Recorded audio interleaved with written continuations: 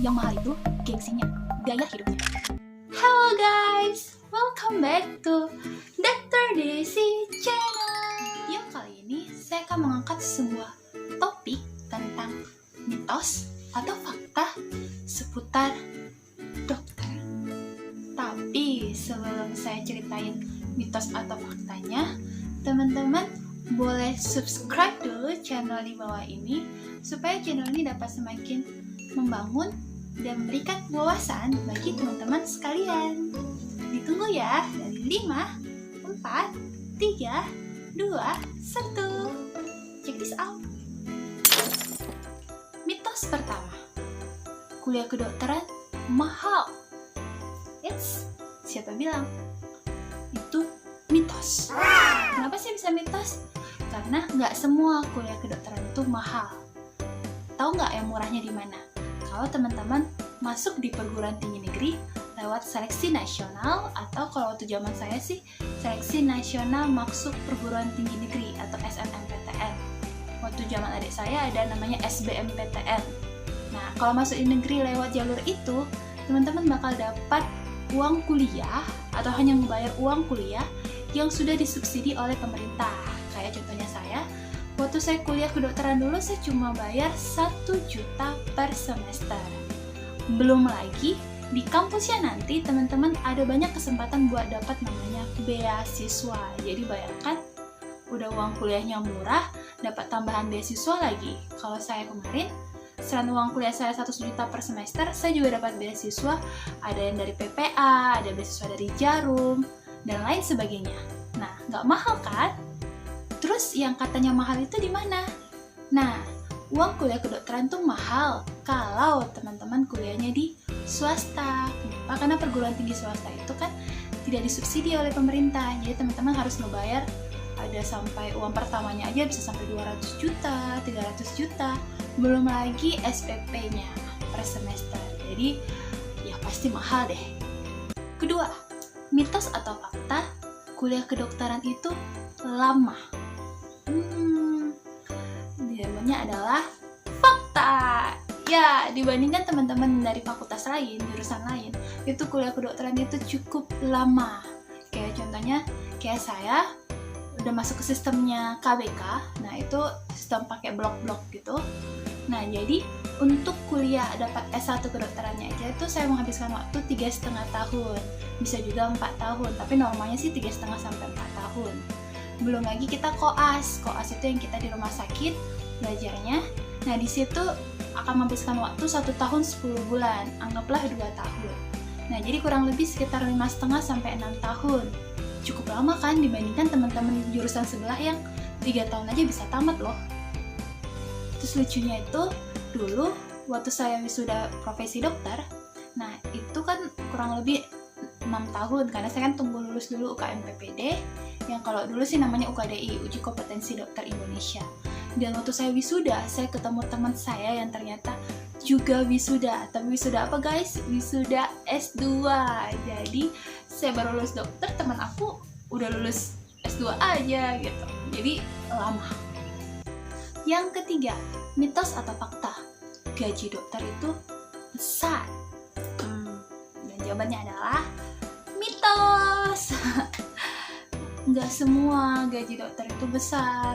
Bahkan ada teman-teman yang kerja di klinik itu ada yang cuma dibayar 100.000 jaganya per 8 jam. Ada juga per pasien BPJS dibayar cuma 2.000, pasien umum dibayar 4.000. Dan kadang ada yang lagi pengabdian di daerah tuh cuma dibayar pakai sayur, pakai buah, pakai ayam. Jadi nggak bener banget kalau gajinya dokter itu pasti besar. Memang tidak menutup kemungkinan ada juga beberapa dokter yang gajinya besar, tapi tidak bisa dipukul rata. Jadi teman-teman ambil profesi yang lain aja yang memang menjanjikan untuk dapat gaji yang besar, seperti kerja di tambang atau punya usaha. Itu gajinya jauh lebih besar dibandingkan jadi dokter. Kenapa? Karena dokter itu pure kita fokus ke pelayanan. Mitos keempat, katanya dokter itu profesi keturunan. Jadi kalau bapaknya dokter, anaknya itu pasti dokter. Jawabannya adalah mitos. memang sih pada beberapa case banyak kita jumpai, kalau bapaknya dokter, anaknya pasti dokter. Tapi sih kembali lagi, kalau misalnya nih orang tua lihat anaknya baru tamat SMA, bingung mau masuk fakultas apa, ya notabene karena orang tuanya dokter pasti akan menyarankan atau mengarahkan supaya jadi dokter. Tapi nggak otomatis kalau dia dokter pasti orang tuanya dokter, tidak. Contohnya kayak saya dokter tapi orang tua saya bukan dokter, orang tua saya dosen dan guru. Jadi tidak selalu kalau dokter itu pasti dari keluarga yang memang dokter semua. Tapi pada beberapa case memang ada yang seperti itu. Yang kelima, mitos atau fakta, dokter jarang sakit. Jawabannya adalah mitos. Nah, kembali lagi dokter itu juga manusia, jadi bisa sakit, bisa meninggal.